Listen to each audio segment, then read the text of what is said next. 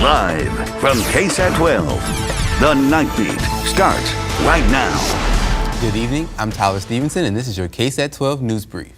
Big changes are coming to San Antonio, a new mayor, and soon, a new police chief. San Antonio Police Chief William McManus shocked me this evening with the unexpected announcement that he's turning in his badge.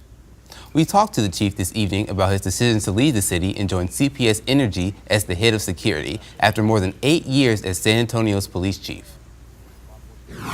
And how hard was it for you to decide to leave the police department? It was very hard, absolutely hard. But at this point, I've been here 8.5, pushing 9 years. A window of opportunity opened up, which would keep me and my family here in San Antonio, which is where I want to stay, which is where my family wants to stay. I love San Antonio, love everything about it, and this job keeps me here. It's an exciting opportunity to start a new career in a new field, and I'm looking forward to it. Great. How much input will you have on your successor? Hopefully a lot.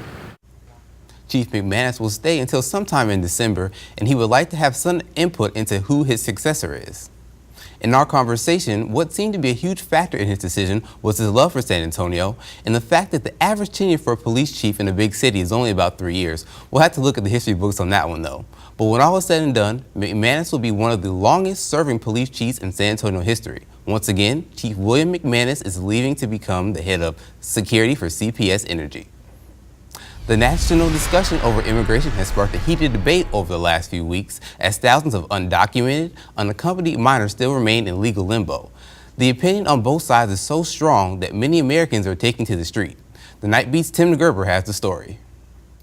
As communities deal with an influx of children crossing the U.S. border, a national debate is brewing. Protests representing both sides across the country. You're just lucky! You're not better! None of you are better than them! Tens of thousands of unaccompanied minors have crossed the border illegally from Central America and are awaiting their fate in detention centers. One sheriff arguing unaccompanied immigrants will create a vicious cycle. Their very hope was realized when we took them in. The humanitarian way to address this is reunite them with their families in their country of origin, because this 90,000 is going to be hundreds of thousands. Religious and local aid groups are lending a helping hand, all while federal officials, running short on resources, debate possible solutions to the crisis. We do not return refugee kids who find themselves on our doorstep back into war-torn or famine-racked places. I think that we in Congress view this as a humanitarian crisis, a security crisis, and a healthcare crisis. And in Texas, another example of the immigration crisis taking center stage.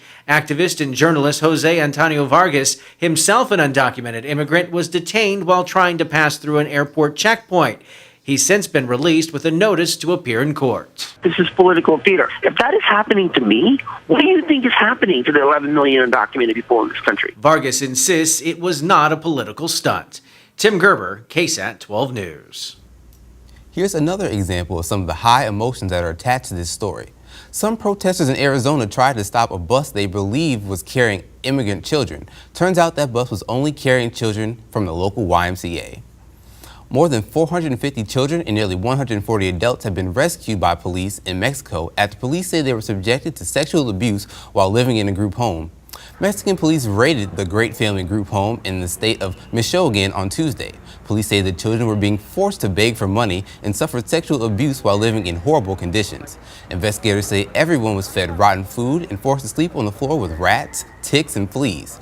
The investigation started after some parents complained that they were not being allowed to see their children.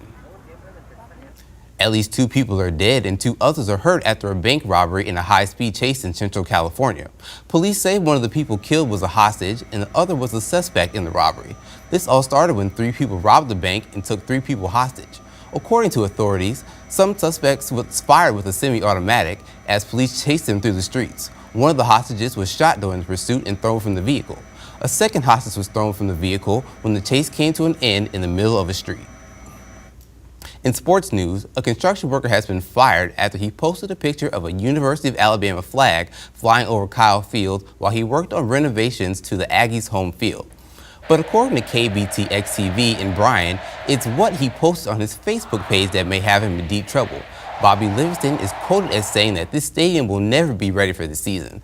I'm putting iron in backwards and wrong holing everything. Worse yet, if you ever go to a Texas A&M football game, don't sit on the northeast end zone. It was raining today and I made 2 very questionable welds.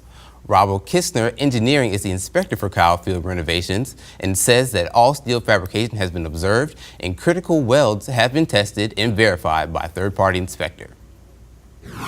And finally, the 22nd ESPY Awards were held tonight in Los Angeles, and San Antonio was well represented.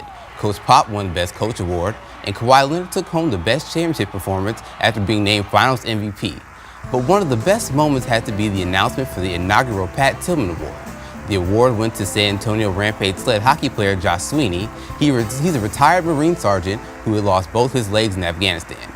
He scored the game-winning goal in the U.S. Paralympic gold medal game, beating Russia in Sochi. He has a Purple Heart, a gold medal, and now an ESPY Award. Congratulations. Well, that does it for this KSAT 12 News Brief. I'm Tyler Stevenson. Have a great day.